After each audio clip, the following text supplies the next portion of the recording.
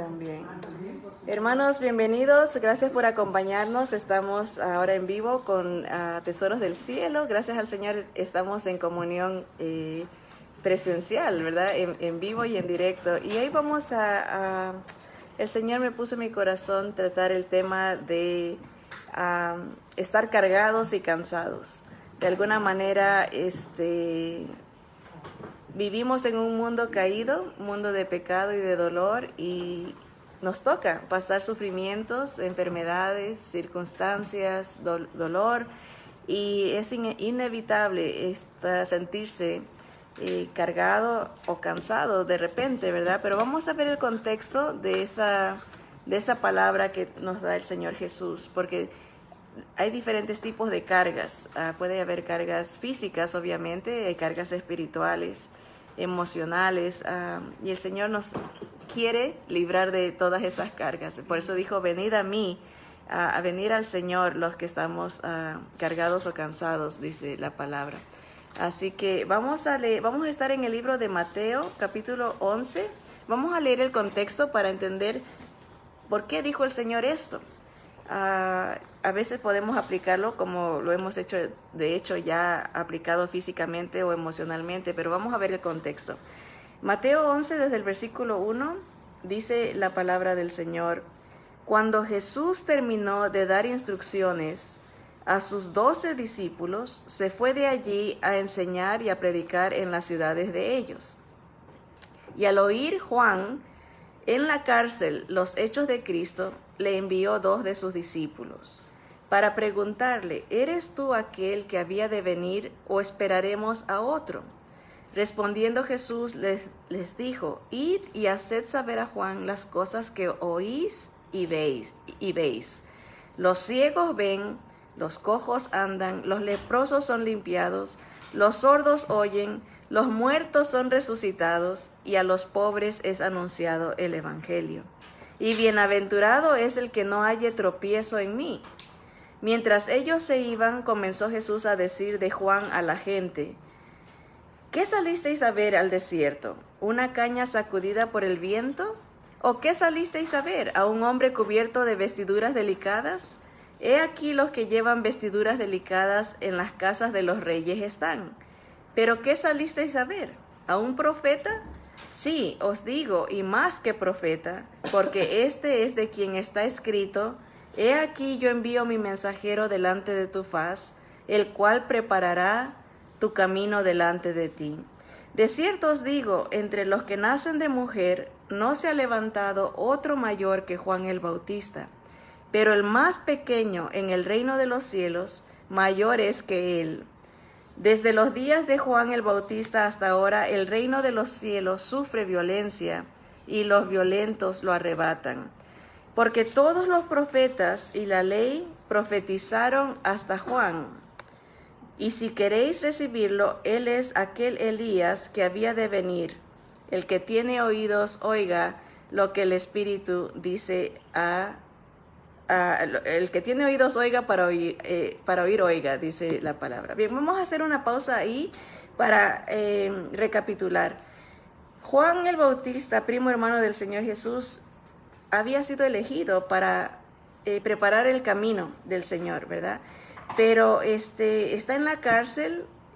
Herodes lo encarceló y está obviamente en un estado, cuando uno es en una prisión, no es el mejor estado, ¿verdad? Está limitado, está sufrido, con hambre, con desnudez, emocionalmente está en un estado duro.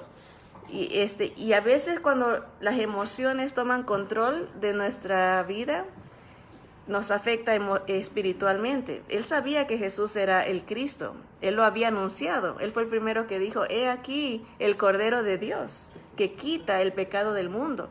Y siendo un estandarte, una persona de gran espiritualidad, en los momentos de la prueba, emocionalmente se ve afectado y empieza a dudar.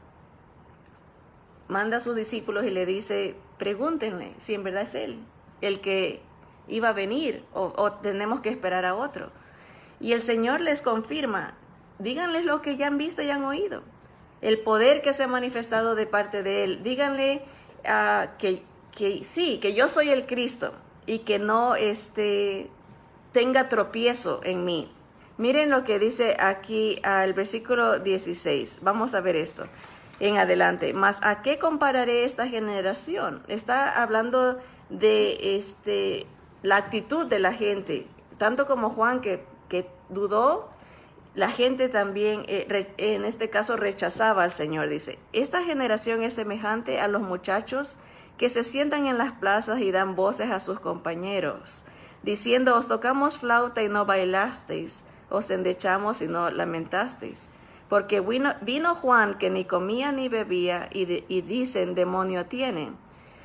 Y vino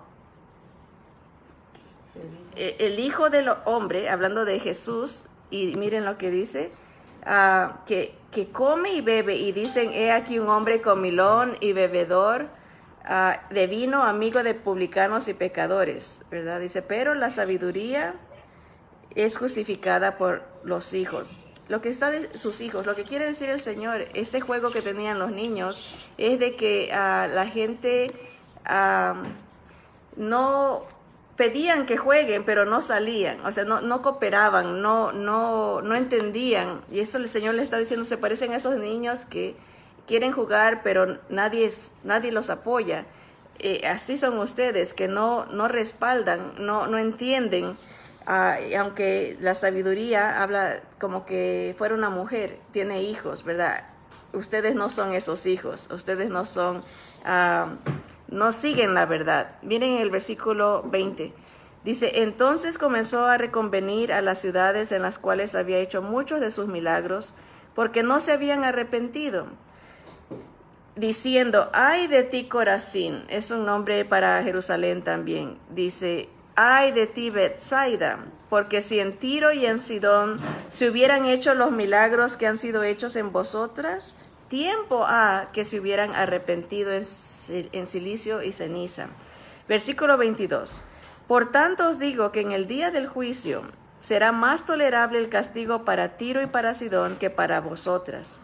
Y tú, Capernaum, que eres levantada hasta el cielo, hasta el Hades seréis abatidas, hasta el sepulcro, ¿verdad?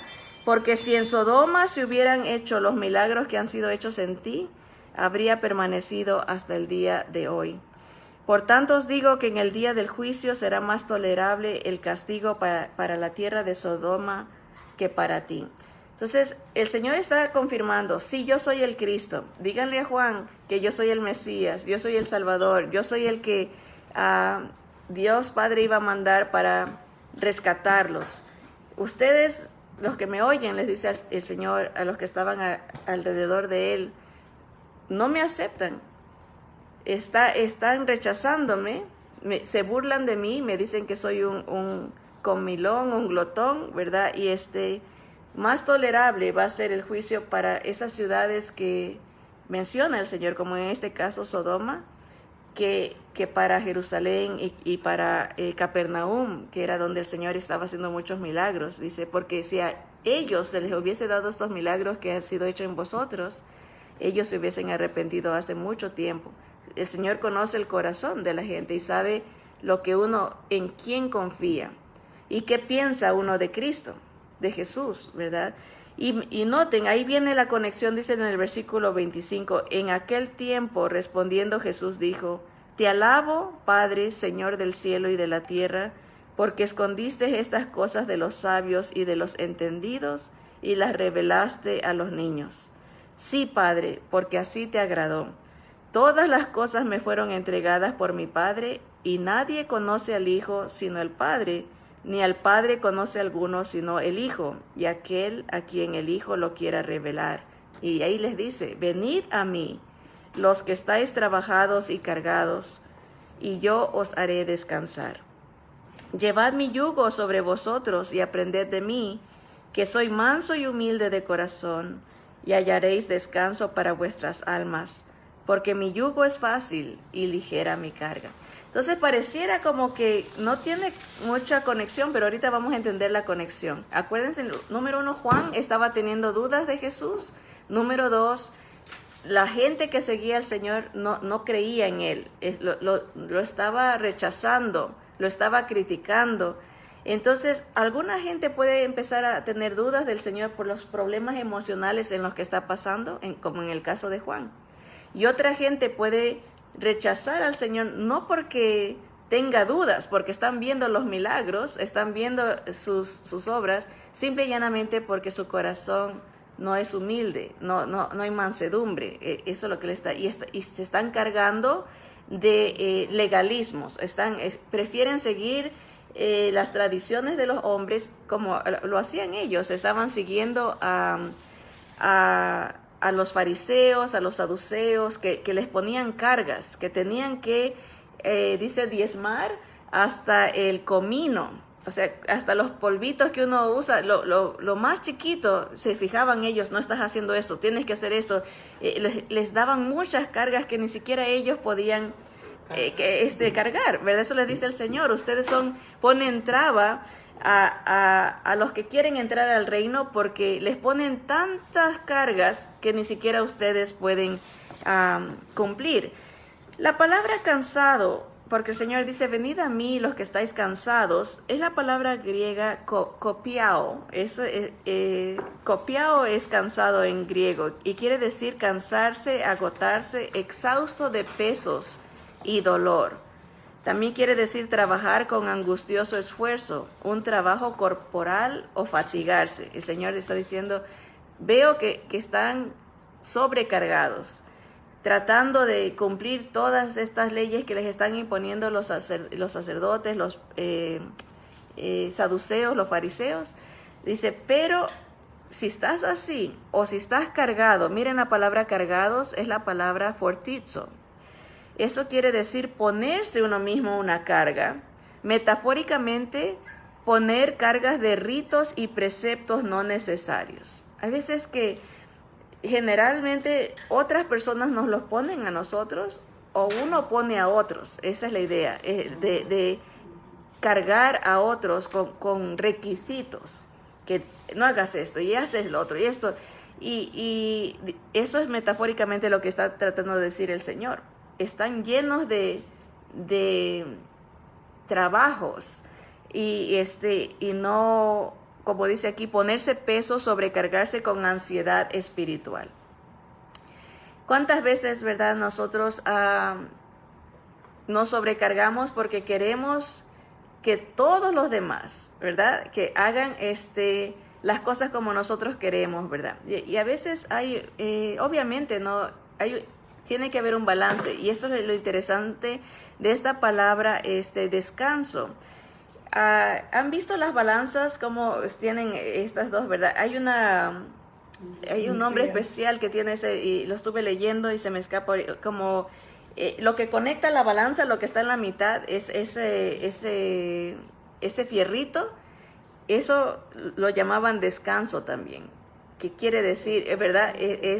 El Señor está diciendo, tienes que equilibrar tu vida, ¿verdad? No balanceala, ¿verdad? Depende de mí. Está bien que quieras seguirme y obedecerme y todo, pero no te sobrecargues en el sentido de que creas que tú eres la solución a todos los problemas. Depende de mí, ¿verdad? Ese descanso, ¿verdad? Encuentra ese balance, ¿verdad? Aquí está la palabra descansar, anapauo. Anapauo es causar o permitirle a alguien cesar de movimientos, o sea, paralizarse, ¿no? Movimientos o labores para que se recupere y agarre fuerzas. Refrescar, descansar, mantenerse quieto, calmado y paciente expectación. Reposar, estar exento, o sea, no estar ansioso, es lo contrario, ¿verdad? ¿Se acuerdan de Marta y María, las dos hermanas, verdad? Que Marta estaba ansiosa, queriendo hacer muchas cosas para servir al Señor, pero se estaba sobrecargando, tanto porque se enojó.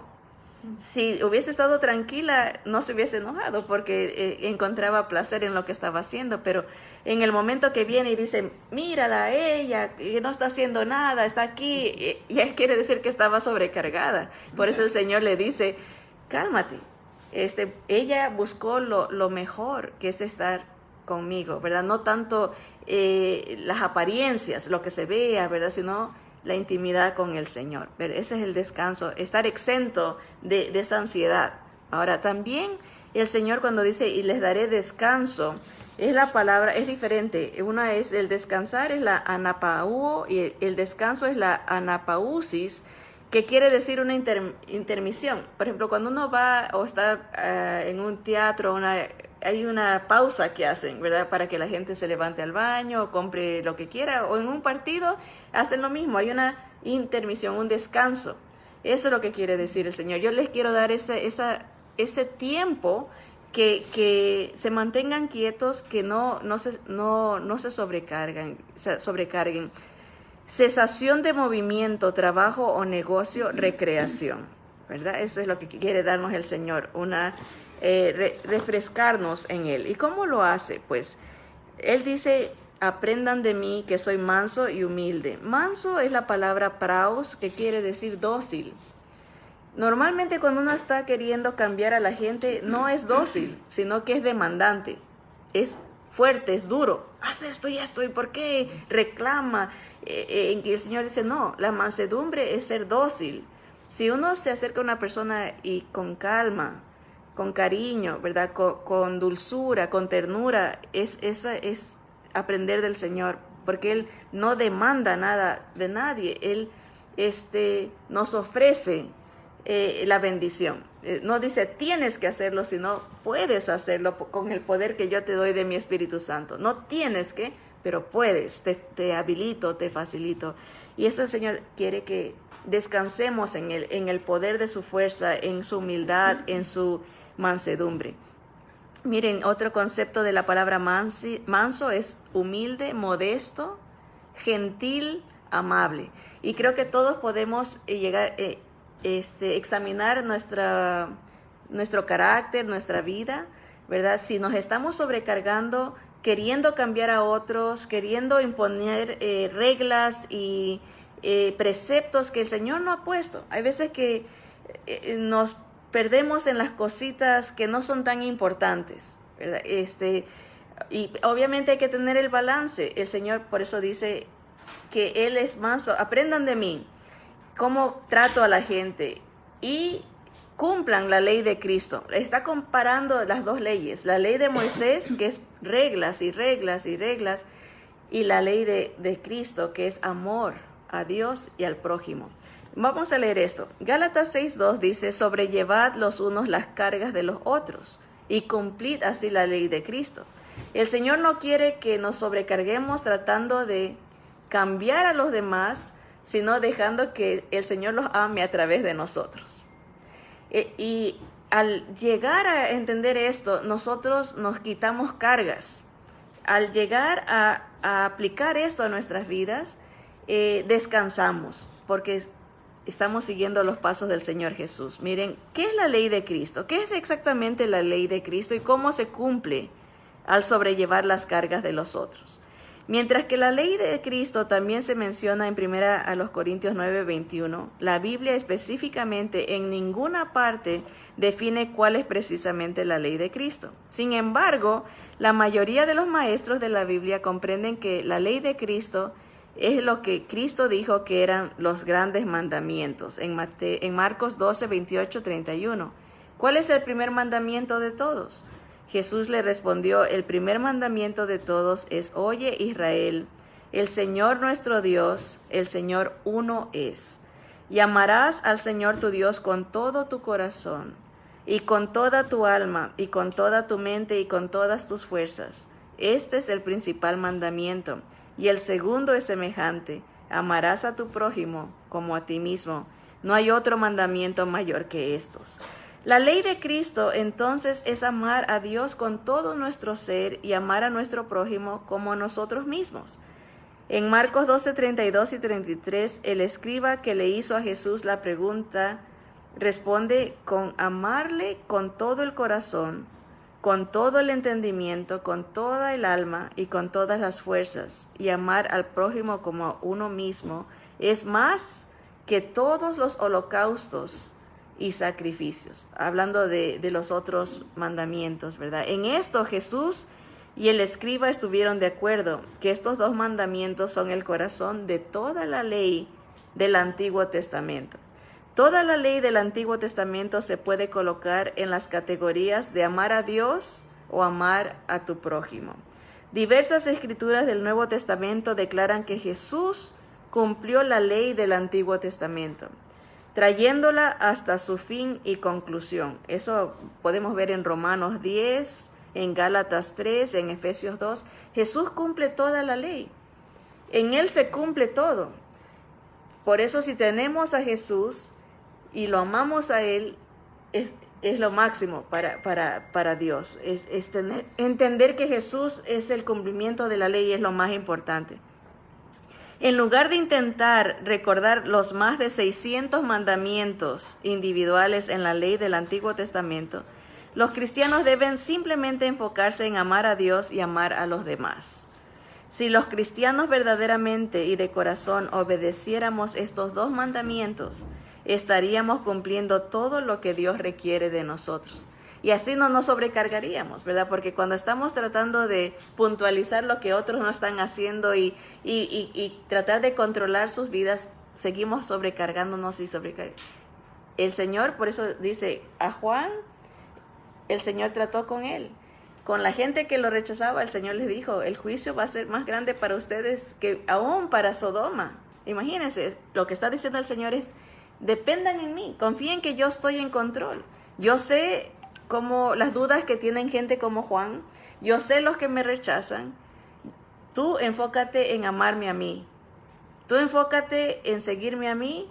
Yo me encargaré de los demás, ¿verdad? No te sobrecargues tratando de espiritualmente cambiar a los demás. Ámalos.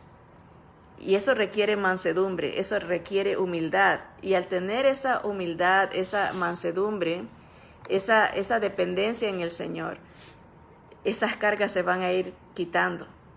Porque ya no nos las echamos nosotros, sino que se las confiamos al Señor. Se las entregamos al verdadero, a Cristo, al Mesías. Lo estamos reconociendo a Él como nuestro Dios. Cristo nos libró de la esclavitud de los cientos de mandamientos en la ley del Antiguo Testamento y en cambio nos invita a amar, ¿verdad? Eso no quiere decir que debemos de vivir vidas de obediencia al Señor, porque el Espíritu Santo está en nosotros. Él nos lleva a amar, pero lo que acuérdense del balance, ¿no? Lo que se está diciendo es no sobrecargarse de una manera legalista de decir, tengo que hacer esto, porque si no hago esto tengo. El Señor dice, calmados, ámenme libremente, ¿verdad? Sin sentir peso, ¿verdad? Y amen a los demás y todo lo demás vendrá por añadidura cuando uno busca al Señor primero, ¿verdad? No, hay muchas a veces denominaciones e iglesias que sobrecargan, ¿verdad?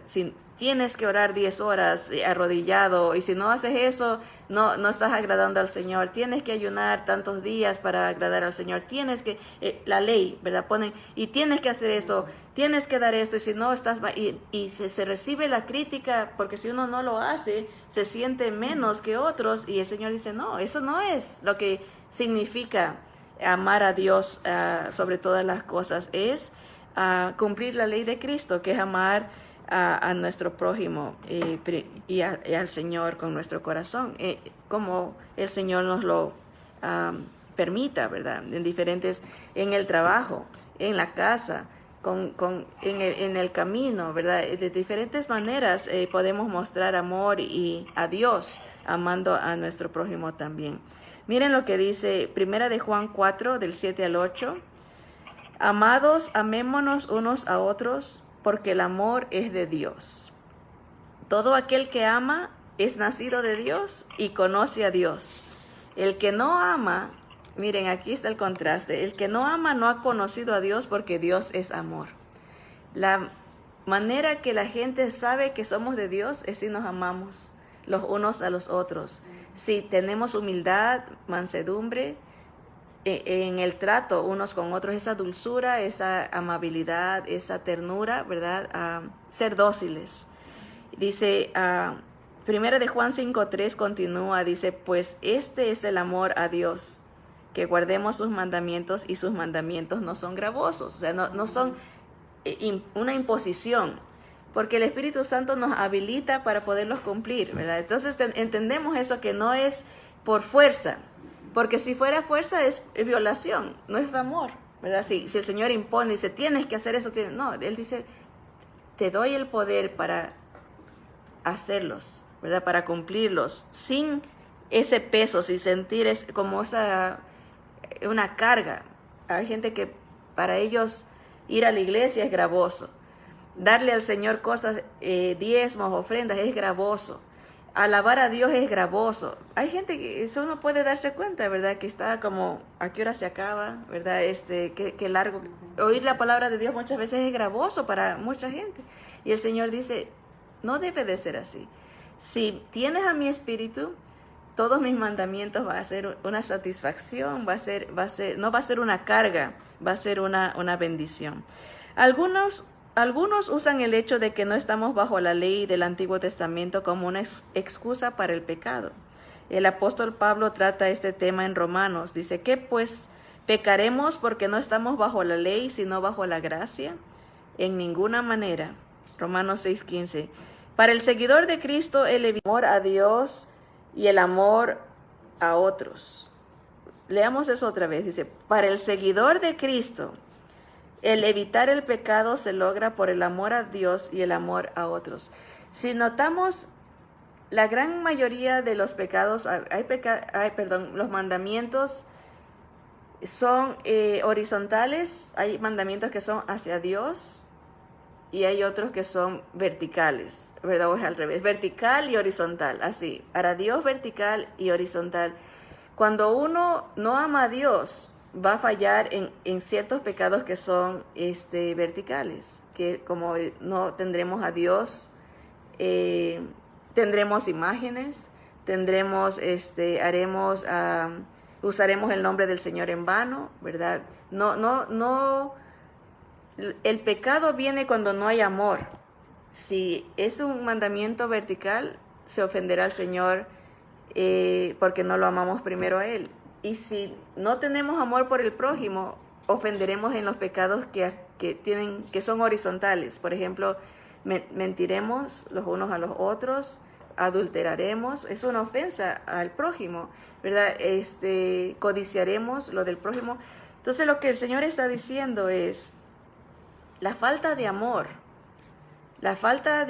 hará que se peque en contra de estos mandamientos. La idea es de que si seguimos el ejemplo del Señor de ser humildes y mansos, lo amaremos a Él y no sentiremos esas cargas, ¿verdad? Cuando reconocemos el valor del sacrificio de Jesús en nuestro nombre, nuestra respuesta debe ser el amor, la gratitud y la obediencia. No es por fuerza, es por amor, ¿verdad? Miren este concepto, dice, el amor debe ser nuestra motivación, no imposición, sino amor, ¿verdad? Y dice, nuestra motivación para vencer el pecado debe ser el amor y no un deseo legalista de obedecer una serie de mandamientos, nomás por obedecerlos. Debemos obedecer la ley de Cristo porque lo amamos, no para que podamos marcar una lista de mandatos que hemos obedecido correctamente. Esa es la diferencia entre entregar las cargas al Señor, porque el Señor quiere que lo veamos como el Cristo, el que cumplió toda la ley, el que nos rescata, el que nos da de su espíritu para poder obedecerlo a Él, para poder vencer el pecado, que se vence a través del amor, primero a Dios, y el amor a nuestro prójimo.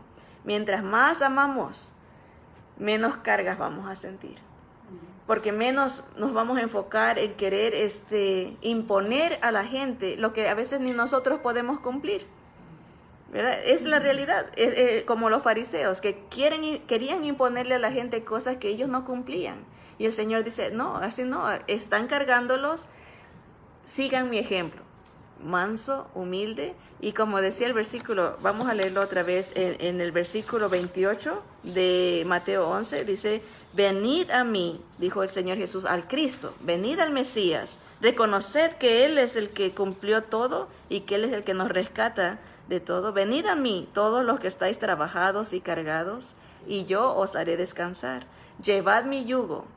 El yugo es el amor, ¿verdad? Esa era la palabra que en el griego, la palabra yugo es ese conecte que hay entre las balanzas, ¿verdad? Obviamente el yugo se pone entre los animales, ¿verdad? Para juntarlos, eso está diciendo el Señor, júntate a mí, yo te llevaré, yo te ayudo a balancear cuando es necesario usar la sabiduría, ¿verdad? Cuando se aconseja, cuando se reprende o exhorta, quiere decir dar consejos. Cuando se aconseja, cuando se exhorta, ¿verdad? Así que llevad mi yugo sobre vosotros y aprended de mí, que soy manso y humilde de corazón, y hallaréis descanso para vuestras almas. Así que la solución para encontrar el descanso es depender en Cristo, en amor a Él, en amor al prójimo. Y entenderemos que el yugo es fácil y ligero. No es como la ley, que el que falla en la ley muere. O sea, en la ley no hay un término medio de que a veces hago y a veces no. En la ley es fallas, mueres.